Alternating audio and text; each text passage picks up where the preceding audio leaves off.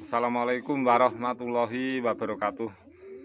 Selamat berjumpa kembali sahabat-sahabat semuanya di bagian yang ketiga ini. Tentu saya berusaha untuk menyingkat waktu di dalam setiap tutorial video saya, tetapi saya senang sekali dengan memberikan tutorial ini walaupun toh dengan waktu yang telah saya lakukan begitu panjang. Dan singkatnya, dalam tutorial saya kali ini, pengendalian. Semua itu perlu pengendalian, kawan. Baik itu efek dari natrium klorida hebat yang sudah lama sekali saya mempergunakannya. Itu perlu pengendalian unsur mikroba-mikrobanya. Juga perlu pengendalian, jadi unsur perkembangan dari tanaman-tanaman itu sendiri. Mengingat saya lakukan teknik ini itu karena ini di lahan yang sempit, perlu efektivitas, perlu hal-hal yang lain yang perlu juga yang sudah saya unggah dalam video saya yang sebelumnya, agar tetap bisa hidup bertahan bertahun-tahun, berpuluh-puluh tahun, agar tetap tidak roboh terkena angin, rutin untuk berbuah. Itu semua juga perlu teknik pengendalian dari unsur pemupukan yang saya mempersiapkannya dengan teknik natrium klorida hebat, juga pengendalian dari tanaman itu sendiri. Baiklah kawan, kita simak bersama-sama untuk tutorial saya kali ini. Semoga bermanfaat sekali dan dengan senang hati saya melakukannya. Setelah saya mengambil kompos yang ada di tempat ini, di bak ini, saya ganti kompos yang baru. Tentu saya juga menambah untuk lebih cepatnya ini berkolaborasi dengan tanah. Sebenarnya di saat musim hujan seperti ini tidak perlu seperti itu, juga tidak apa-apa. Tetapi karena saya siap bahannya, yaitu saya siap bahannya dengan lumut. Akan saya silam lumut ini, itu akan membawa perkembangan yang sangat bagi mikroba-mikroba di sini untuk membantu dalam proses peleburan zat hijau daun. Jadi kawan, itu seperti ini. Lumut itu seperti ini. Kalau karena ini kena hujan terus-menerus, tidak ada fotosintesis matahari di dalam beberapa hari, tentu lumut-lumut ini akan hancur. Jadi tidak ada perkembangan, tetapi tidak mengurangi dari manfaat lumut itu sendiri. Nah, ini akan saya pertunjukkan. Ini setelah saya ambil airnya, saya taruh di tempat bak yang lain. Ini seperti ini kawan. Coba kawan perhatikan. Nah,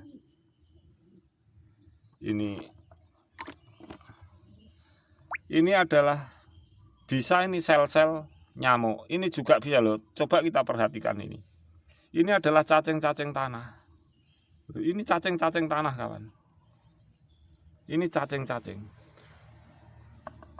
Jadi jelas sekali kalau memang lumut itu juga bisa mengontrol ekosistem kehidupan yang ada di sekitarnya. Walaupun itu lumut darat ataupun lumut air. Jadi saya cukup seperti ini saja caranya, agar proses-proses peleburan yang dilakukan oleh mikroba sendiri untuk saya membuat kompos di tempat yang telah saya sediakan itu seperti ini saja. Saya goyang-goyang seperti ini udah cukup membantu kawan. Berhubung ini saya ambil video juga sendirian, nah ini kita taruh sini.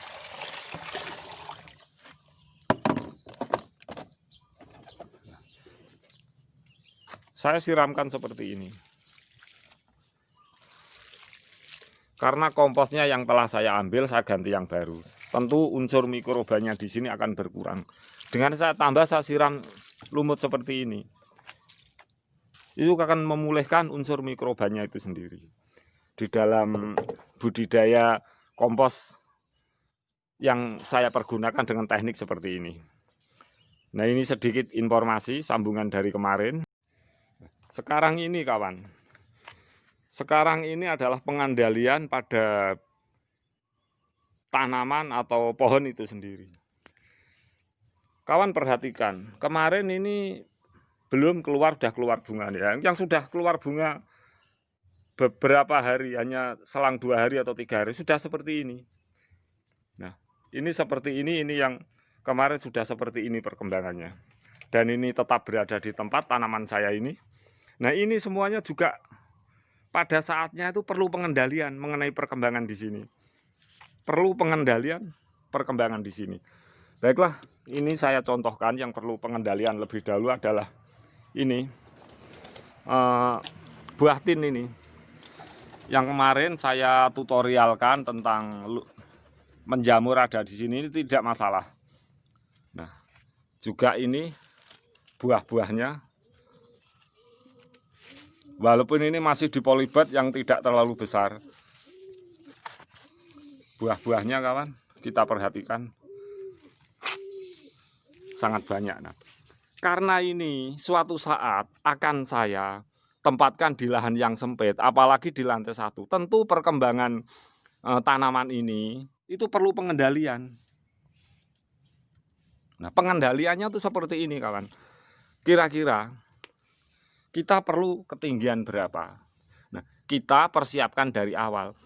Karena berbeda sekali dengan jambu air atau jamblang. Kalau jamblang atau jambu air bisa kita rundukkan 180 derajat. Tapi ini lain, ini tidak bisa, teksturnya yang lain. Ini hampir mirip-mirip dengan pohon sawo. Kalau kedondong seperti ini, tidak perlu dirundukkan. Akhirnya ketika pucuk-pucuk semuanya itu terpenuhi oleh buah, itu akan merunduk sendiri. Nah, ini lain karena punya jadi kawan, pengendaliannya adalah kita potong-potong seperti ini. Ini maaf tadi videonya terhapus. Ini kita potong-potong seperti ini. Nah, ini adalah salah satu pengendaliannya. Jadi ini bekas-bekas potong-potongan ini adalah salah satu pengendaliannya. Mengenai ketinggiannya itu kita menghendaki berapa, sesuaikan dengan pot dalam pemindahan nanti. Nah, kita ranting-rantingnya seperti ini.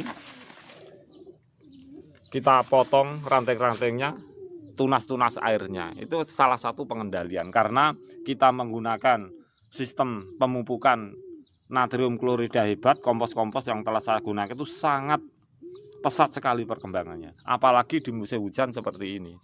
Nah, ini sudah saya contohkan pengendalian batangnya, ranting-rantingnya agar tidak roboh, agar tetap berbuah, agar hidup berpuluh-puluh tahun yang kita harapkan.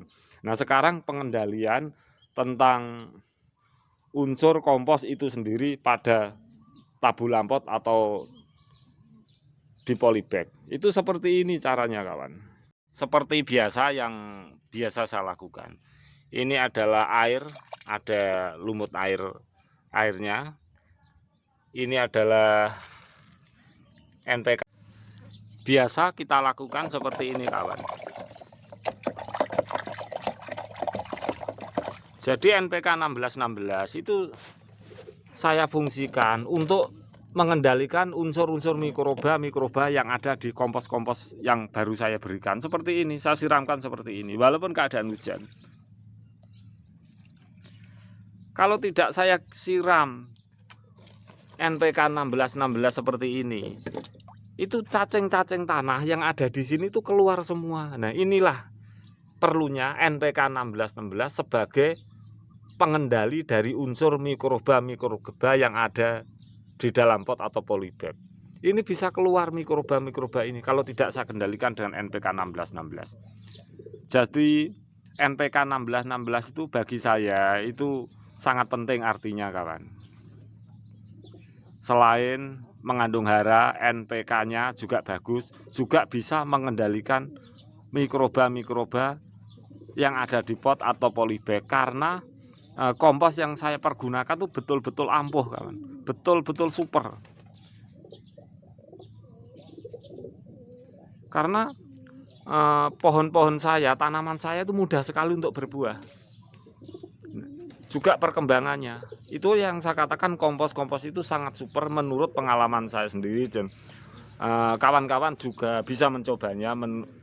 Semoga juga memberi manfaat informasi dari saya ini untuk kawan-kawan semuanya. Juga ini kawan, pohon saya yang telah berusia hampir 8 tahun ini juga saya menggunakan kompos-kompos dari tumbuhan saya yang lain. Saya juga perlu mengendalikan mikroba yang ada di sini. Jadi walaupun situasinya seperti ini, akan saya siram terus seperti ini. Biar cacing-cacing tanah, mikroba-mikroba yang ada di sini itu tidak keluar, tidak terlalu signifikan perkembangannya. Jadi fungsi dari NPK 1616 itu saya gunakan fungsinya seperti itu. Selain NPK-nya itu bagus untuk tanaman, juga bisa mengendalikan mikroba yang ada di dalam pot. Karena kompos-kompos yang begitu super yang saya pergunakan. Nah, ini salah satu contohnya. Ini hujan terus, keadaannya becek sekali kawan. Tentu saya harus membersihkannya. Nah, sampai saat ini, nah ini buahnya. Walaupun terkena hujan, ini buah-buahnya kawan, bisa kita lihat bersama-sama. Nah, ini tidak rontok. Ini juga sebagai tambahan cat saja. Jadi kawan, untuk yang bagian 3 ini saya memberikan tutorial. Yang pertama, setelah kita ganti kompos yang baru, tentu kita tambah dengan lumut-lumut air agar cepat proses peleburannya dengan dibantu cacing-cacing tanah yang ada di lumut air. Yang kedua, saya perlu pengendalian tumbuhan itu sendiri, baik ranting atau pohonnya, agar tetap bisa stabil karena ditempatkan di lahan sempit, juga di lantai 1, tetap berbuah dan tidak roboh terkena angin. Dan pengendalian ini cukup efektif. Saya rasa kawan, demikian tutorial saya untuk yang bagian ketiga. Tentu akan saya ulang dan saya ulang kembali. Semoga memberi manfaat kawan. Akhirul kata dari saya, semoga bermanfaat. Sekali lagi, wabillahi taufik walhidayah. Wassalamualaikum warahmatullahi wabarakatuh.